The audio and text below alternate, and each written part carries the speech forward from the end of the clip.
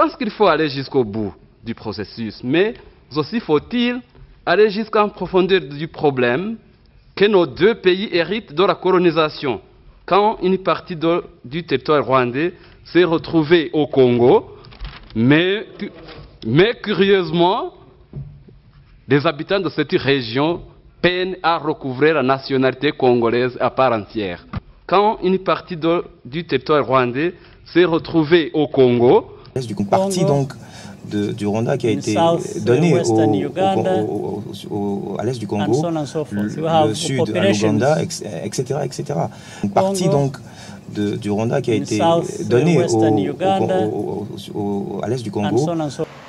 Banani nyoso ya les amis de Wechi partout bozali mbote. La promesse est une dette. Na ba consultation politique na ebisaki bino les amis de Wechi est de retour. Émission na biso ya lelo ekozala na 3 parties. Partie ya liboso toko s'adresser na papa ministre ya intérieur Jacquemain Chabani. Yami Balé na komema bino na consultation politique toko pesa ba grand merci na honorable Zakari Bababaswe. Avant la consultation, bino moko boyebi les amis de Wechi na Zakari Bababaswe au pesi mwa aboyi. Grâce à la consultation politique, Tosalaki réconciliation au nom de la République démocratique du Congo. Petosigna qui pacte, il y a pour défendre Congo représenté par Fachi Beton. Troisième partie à l'émission d'Abisso, affaire la caméra et les amis de Wechi, na UDPS Félix.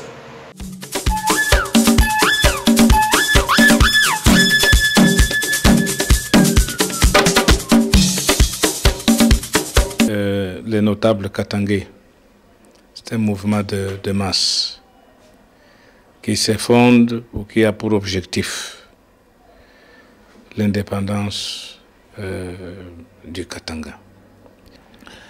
Mais pour y arriver, les notables se sont adressés au secrétaire général de l'ONU pour lui demander d'organiser un référendum d'autodétermination. Drapeau ezali drapeau ya état futur état indépendant ya Congo central. Donc on a toujours réclamé indépendance et puis tout ça drapeau na biso déjà ya état na biso yango.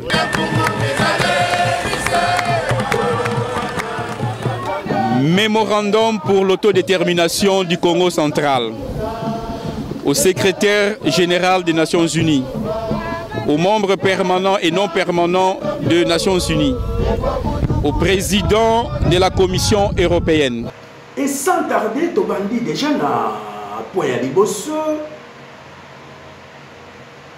Joseph Kabila Kabange, akomaki na goma, to akomaki na goma te. Tokokota na ba détail te, mais eloko oyo e frappé biso. Tomonaki ministre ya intérieur, Papa Jacquemain, a eu décision et a suspendre PPRD. Décision wana biso ba les amis de Wechi. Tomoni décision wana eza mabe. Mabe à ce sens que décision wana ekoki komema Congo na implosion.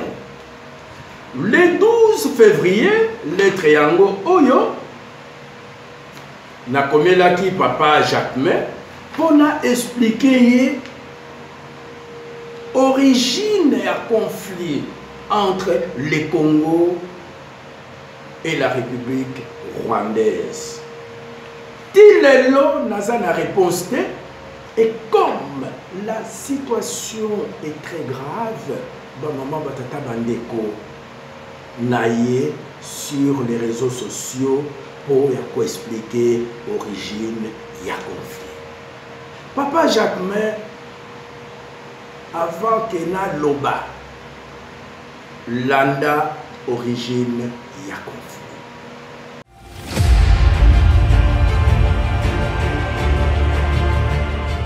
Guerre d'agression rwandaise à l'est de la République démocratique du Congo. Quelle solution face au plan caché de Paul Kagame? Vous serez étonné que l'origine du conflit, c'est Léopold II. À l'est, nous ne croyons pas à l'option militaire pour un règlement définitif de la question à l'est. Les causes de ce qui se passe à l'est doivent être réglées de mon point de vue politiquement. Moi, je n'ai jamais cru à l'option militaire. Louis Michel, comment Binobat Bozalaki sur place, pour yebisa population, nini les kaki na Boulawan. Bitumba oyo, eza ya papa Félix Tshisekedi Tshilombo te, même yeso kalongo. Papa Fayulu aye akokutana na yango. Soki tosali attention te, toko perdre Congo. Avant même M23, na 2004, na période il y a 1+4, to signa qui d'accord na Belgique na 2004 que la solution ne doit pas être militaire, elle est politique et diplomatique. Dans un processus fiable. Nous avons déjà Luanda, Nairobi, nous avons la CENCO. Comment le Conseil spécial de l'État en matière de sécurité va faire la mixture de tout cela pour avoir les sons de cloche des uns des autres de façon à ce que nous opérions la magie de rappeler nos amis du M23 vers la patrie et de poser les armes pour qu'ensemble on reconstruise la République démocratique du Congo. Et qu'on dise au Rwanda, on ne va pas vous déplacer là-bas et à l'Ouganda. Nous sommes des voisins, on va les demeurer jusqu'à la fin du monde. Et il vaut mieux vivre en bonne entente qu'être le protagoniste chaque jour. Quelle est votre opinion? Batu Oyo Baebi dossier, il y a Est de la République démocratique du Congo, c'est Papa Vital Kamerhe qui a raison. Biso Tolingaki pour attaquer Rwanda. Nande Baebi Saki, tient président, que la solution n'est pas militaire, elle est politique et diplomatique. Yango Papa Vital Kamerhe, ye azoloba makambo oyo akutanaki na yango na 2008. Et pas Yabatu Oyo Bayebi Makambouana T. C'est pourquoi il est mal compris. 1998. Oui. Ambassadeur à Rwanda, na Belgique, Tozoa qui est na 98. Je préfère bien, pendant que Tozo solo là, Tozo soit rappelé Maloba Olobango, Maloba Kiwana. L'objectif qu'on avait, ce n'était pas d'annexer le Congo. L'objectif aussi qu'on avait quand on montrait cette carte, c'était de montrer, de justifier la présence d'une communauté rwandophone à l'intérieur du Congo, comme on le trouve en Ouganda, comme on le trouve en Tanzanie. Ce n'est pas notre faute, ce n'est pas la faute du Congo, c'est les frontières qui ont été tracées de cette manière-là. C'est d'ailleurs dans ce cadre-là que notre président réclamait le Berlin 2. Tolanda Papa Kengo Wandondo, Yepe alobela déjà makambo ya conflit oyezoli kalelo na Est. Le vrai problème se pose en ces termes-ci.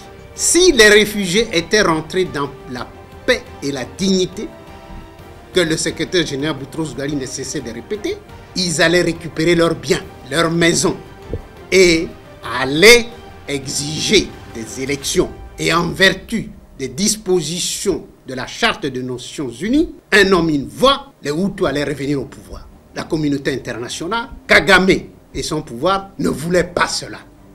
La communauté internationale a le génocide sur la conscience et devait se décharger de ces génocides d'une manière ou d'une autre. Il faut tous à la mena na batu oyo bayebi dossier oyo Papa Kengo il est là. Il avait déterminé 3 endroits pour la nini baboya toyambi bango benya Rwanda bango moko nde ba somba ki ba machette. Ce sont des Rwandais qui ont acheté des machettes avec l'argent du contribuable belge en coopération pour tuer les Rwandais yabiso nakati nini.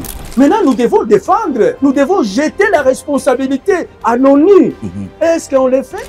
Ancien premier ministre rwandais Tozo landa payé Toyo Kananu Oyo Yepe Alobaki par rapport à lobbying au Rwanda bandaki déjà pour ça là n'a qu'à réclamer Mabélé na RDC. Je pense que on ne peut pas avoir une telle gourmandise et nous devons nous contenter de notre petit territoire, le Rwanda. Alors, M. Kagame croit que le Rwanda n'est pas suffisant. Souvent il a dit en anglais it's like a district of Uganda. C'est comme une petite province de l'Ouganda. Donc ce n'est pas suffisant pour lui. Et on doit aller chercher les frontières qui existaient avant 1885, lorsque la conférence de Berlin a été organisée. Qu'est-ce que cela veut dire? Ceci veut dire que nous devons engager une bataille contre le Congo, mais ne l'engagez pas contre l'Ouganda, puisqu'il y a une partie du territoire rwandais qui est en Ouganda, qu'on appelle le Bufumbira. Ils n'en parlent jamais. Alors, ce qu'ils veulent, c'est écraser les Congolais, écraser le pouvoir congolais, exploiter le Congo, tant que le Congo, d'après ce qu'ils disent, reste inorganisé, donc nous pouvons l'organiser. Mais les députés n'ont pas répliqué qui. Tous les autres n'ont pas répliqué na bango. Tout ça en 2013. Tout ça en 2013, na fin du sud.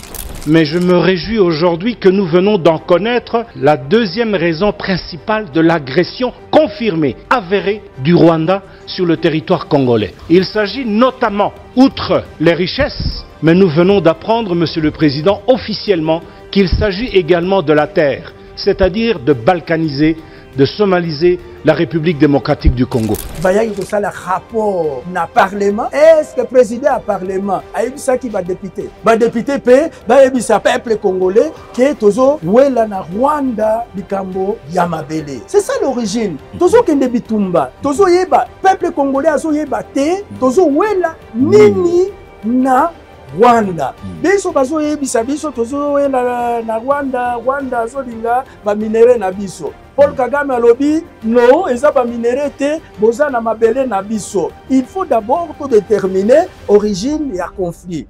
Ce qui te déterminer origine ya conflit. Na ba proposition au bazwaki. Place wana boko pesa papa Vital Kamerhe raison. Ya Kagame pour na implosion ya République démocratique du Congo, eza lo lengenini po tomoni pe bande ko na biso ba congolais ba rejoindre cause na ye, bango ne mutulelo ba komi kobungisa boka. Non, c'est-à-dire Kagame a changé de stratégie. Stratégie à balkanisation a échoué. Il y a une stratégie à implosion. Implosion, c'est-à-dire biso moko ba congolais de tosengi indépendance. A diviser biso, a profiter na ba querelle na biso, lokola bandeko na biso ya Grand Katanga, na bandeko na biso ya Grand Kasai, ba diviser. Papa nanga pona ba carré minier na ye, na bandeko na biso ya pouvoir. A diviser biso, alors alingi nde biso moko ba congolais toti ya libaya. La cause, il y a implosion. Donc, pour le moment, nous avons besoin, il y a unité et cohésion nationale. Maintenant, si il y a des gens qui ont unité ou cohésion nationale.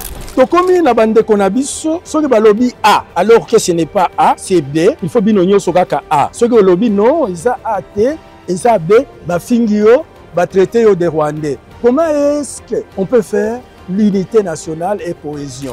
Donc, il faut maintenant tout ça, la sensibilisation. Quelles sont les solutions au Koki Kotia à la disposition? Il y a Bakonzi, il y a pour contraindre plan Oyo, il y a implosion, Oyo Kagame a commis qu'on utiliser Bakongolais. Congolais, Azala Mungala, Moussouaïli, Mukongo, Muluba, Lingaka, Namabele Nae.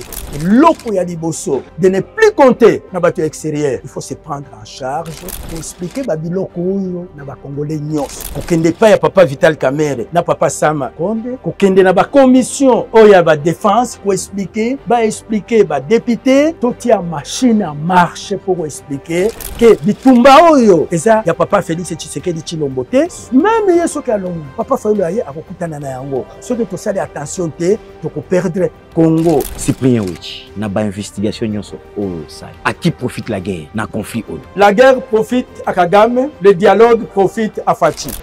Bouti kolanda origine ya conflit. Papa Jacquemain lelo na koloba en tant que papa Leki nayo. Batu oyo baye bakate ministre Nabiso Jacquemain Chabani aza mwana poto. Lui, il est né à Bruxelles. Hey, frère bana poto. Nde ministre Nabiso ya intérieur. Mwana ya kulutu nanga. Professeur Célestin Chabani. Jacquemain Chabani aza n'importe qui té. Aza mwana ya professeur et avocat. Yango toko senga en tant que tata Leki nayo. Ngai Cyprien Wichi na année de naissance nayo, j'avais déjà 19 ans. Et troisième meilleur buteur ya ville ya Goma. Na 74, Goma Mobimba. Bapesa Kingai Kombo Yandai. J'étais le numéro 9. Troisième meilleur buteur, il y avait Yagoma. Le numéro 1, c'était Biamoto. 2, Ezebio. Troisième meilleur buteur, Cyprien Wechi. Donc moi, je suis une star. Et Nazalaka toujours star. L'heure, Ozouaki 8 ans. Ngai nazouaki déjà diplôme nangai universitaire ya IEC. Yangoyo. Donc les lots nazo loba non pas en tant que mandia, nazo loba awa en tant que papa leki nayo. Ministre azalaka pe na ba grand frère, ministre pe azalaka na batata leki, ministre pe azalaka na batata kulutu, batata ya mwasi, banoko, ba grand frère. Bino ba ministre ya kilelo soko comme ministre, c'est-à-dire ozalaka lisusu na papa te, ozalaka lisusu na grand frère te. Soki osali eloko muto ya koyebisa yo vérité azate. Makambo wana na Grand Kivu ezalaka te. Décision oyo outi kozwa yango sans preuve, sans nous montrer l'image. Il y a Joseph Kabila Kabange na Goma, c'est une erreur monumentale. L'erreur est humaine. Landa exemple. Il y a ministre, il y a défense, des passages, chapeau bas. Asalaki erreur na discours naïe. Il a eu le courage de reconnaître erreur et de présenter les excuses, et puis on avance avec lui. Babiso oyo, tolobaka vérité. Chapeau bas, monsieur le ministre.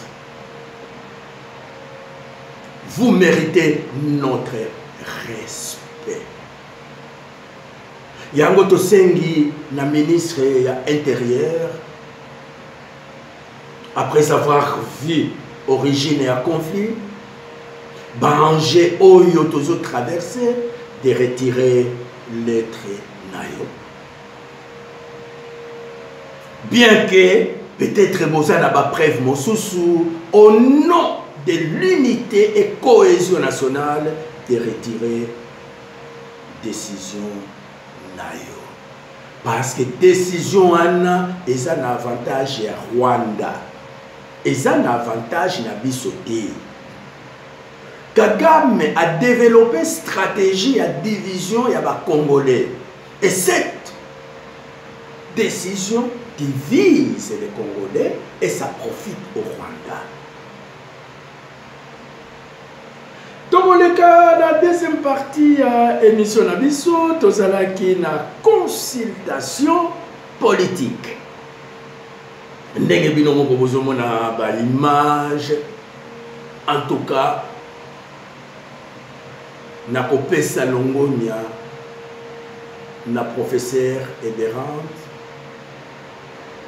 na excellence Wameso et na honorable Kester Kabongo. Ce sont des travailleurs.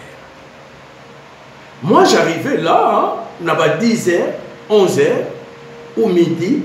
Ce qui tobandi na midi, tobandi ko silisa na ba 2h du matin. Professeur Eberand était là de midi à 1h à 2h du matin. Et là, j'ai remarqué que professeur Eberand, c'est un bosseur. Excellence Wameso, encore un bosseur. Na Kester, honorable Kester Kabongo, vraiment félicitations pour na Moussala. D'abord, moi je suis l'homme heureux. L'homme heureux, pourquoi? Parce que je m'appelle Lisanga. Bon, Lisanga c'est rassemblement. Disanga. Et on demande à tout le monde to sangana. Parce que l'heure est grave. Alors, il y a des gens qui pensent, je disais à certains de mes amis, pour dire que, oh non, nous on n'est pas concernés. Bolamba bolia tokoyate. Ah. Mais tozo lamba pona mboka mobima. Soki oye pona kolia te okendo lia wapi. Il y a un de mes grands frères ici qui disait, ezalaka lokola biso mibali. Moi si alambi biloko lobiya kolia, lobiya te na olia na ngai te na sokende olia hier. Oke pa hier kuno kudi biloko kolia ezate. Olali nzala.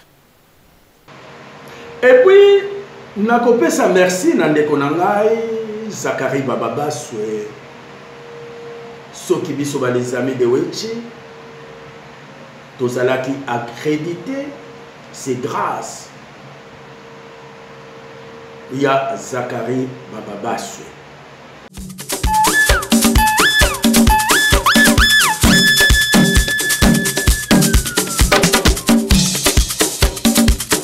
Tokoti na troisième sujet na biso ba caméra à Cyprien Wechi. Moi je ne suis pas d'accord avec vous hein. Je ne suis pas d'accord avec vous, mes chers amis. Hein. Pas d'accord. Caméra nangai. Babuka Kiango na manifestation organisée par IDPS. IDPS n'a bimisa ki mbongo apesi Mama ya Barebel, Mama Marie-Paul Kapinga. Donc vous êtes responsable de ça. Nasala qui reportage Bonanda.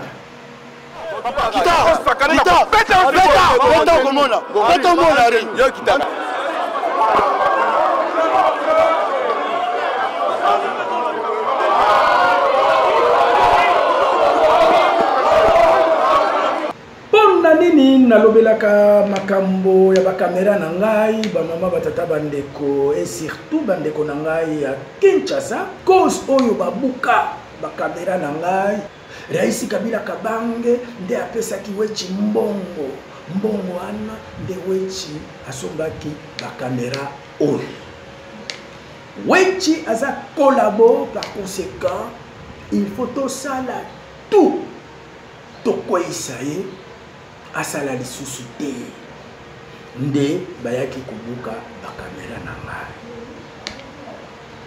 Avec le temps comme balobaka la vérité finit par triompher.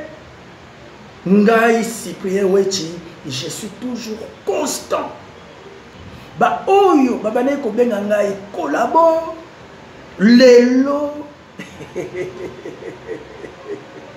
bakoma na bango barebel bana ya Mama Marie-Paul Kapinga lelo bakoma bango nyoso barebel soit bakoti epai ya nanga soit bakoti epai ya nanga te mais mutu oyo bazo finga Félix a sauvé le Congo. C'est ça la vérité. C'est ça la vérité. Comme biso tolobaka mingi mingi na ba image. Manifestation oyo ya Batungulu, c'est l'IDPS qui a organisé. IDPS nde abimisaki mbongo. Apesaki Mama Marie-Paul Kapinga. Mama Marie-Paul Kapinga nde a organisaki marche oyo. Na ndenge bozomona ye wana. Mama Marie-Paul Kapinga ye wana. Bato bazalaki ebele. Bango nyoso, bakombata nyoso. Bazalaki liboke moko. Bozomona Bokechu. Bokechu ye wana. Na Mama Didi. Toujours Mama Didi à côté de Bokechu premier. Lelo Bokechu Nafachi opesi mbwa aboy. bozomona pe papicho ye wana bozomona pe papicho ye wana lelo akoma kofinga président Félix on dirait bazalaki lisanga mon côté odombo ye wana l'air naibisaka bino mama Marie-Paul Kapinga aza mama ya barebel ye wana odombo lelo odombo na fachi beto opesi mbwa aboy bozomona pe Patrick Chibangu na manifestation oyo René Mukamba azalaki na kati ya sécurité ba image na ye eza na deuxième caméra parce que nazalaki na deux caméras soki nakosi bato oyo baza na manifestation bakoloba te papa weti René jour oyo azalaki na manifestation te René Mukamba oyo akei epai ya papa nanga mwana ya mama Marie-Paul Kapinga. Donc mama Marie-Paul Kapinga yende abanayi ko coordonner biloko nyonso ya IDPS sans passer par structure ya IDPS. Soki bobanayi koyeba te. Après manifestation oyo baswanaki pe mouvement ekufaki na yango ba cause ya querelle na bango ba mama batata bandeko ngai wechi na yebi comme biso toza bana poto ya tongo makambo ya bana poto toyaka na yango na réseaux sociaux te makambo ya bana poto to reglaka biso na biso na yebi eloko nini bawelaki mais na koloba yango na ba réseaux sociaux te batu oyo bayebi ba réalité ya mouvement te na kosenga na bino botika wechi tranquille na kosenga na IDPS ba mama batata bandeko IDPS c'est un parti au pouvoir. IDPS doit apprendre à résoudre les problèmes à l'amiable. IDPS n'est plus un parti, bah maman batata bandeko, parti à opposition. Non, c'est IDPS de Azana pouvoir. IDPS doit aussi apprendre à se diriger, bah nyamate, à se diriger bateau. Sauf qu'il y a ça qui erreur par le passé. IDPS doit aussi avoir le courage de reconnaître faute d'ailleurs et puis présenter les excuses et puis on avance. Au moment où bobukaki ba caméra na ngai pona lokuta ba caméra wana Kabila pesa kinga imbongo te lelo vous êtes au courant que Kabila pesa kinga imbongo te. Au lieu d'arranger les problèmes à l'amiable, bobandi ko finga ngai IDPS et la société assurance T. Oui, IDPS et la société assurance T. Ngai pe na koki koloba IDPS boza ba kuluna te. Bino pe boza ba kuluna te. Boyaki ko buka ba caméra na ngai lokona ba kuluna. Et vous avez l'obligation à kozongi selangai ba caméra na ngai. Est-ce que bomona kingai na ba bureau na bino ya IDPS na yeko senga bino mbongo ya kosomba ba caméra na ngai? Non, botika makambo wana. Biso nyonso toza derrière président Félix Tshisekedi Tshilombo. Wechi, apesa la position te, na yebisa kibino nga na okende rébellion te. Je suis constant depuis Genève Tilelo. Quand même, respectez-moi. Jour ya manifestation oyo babuka ki caméra na nga. Et banda ki ndenge nini ngai nalingi kosala interview ya Rimuke mama Marie-Paul na batunaye oyo bakoma kofinga président Félix Tshisekedi Tshilombo lelo baye balobi ngai naza kolabo na Henri Mouké toza na droit ya kosala interview te Kita, papa, kita, komona, yo kita, mais on est descend, droit kolobate, droit kolobate, ozana droit kolobate, ozana droit kolobate. Tu n'as pas droit de donner les messages. Tu n'as pas droit de donner les messages.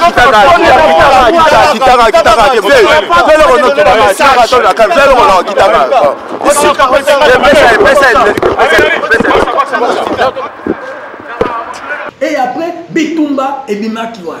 Henri Mouké, Siliki, pour l'année de traiter de collabo.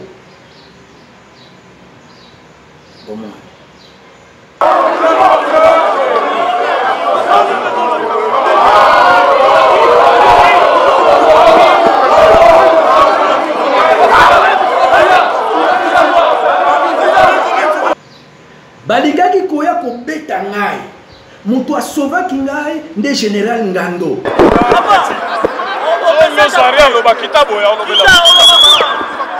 après manif les nazo zonga bazwaki caméra na ngai waki yango na mabele bakena bango même boko futa ba caméra na ngai te.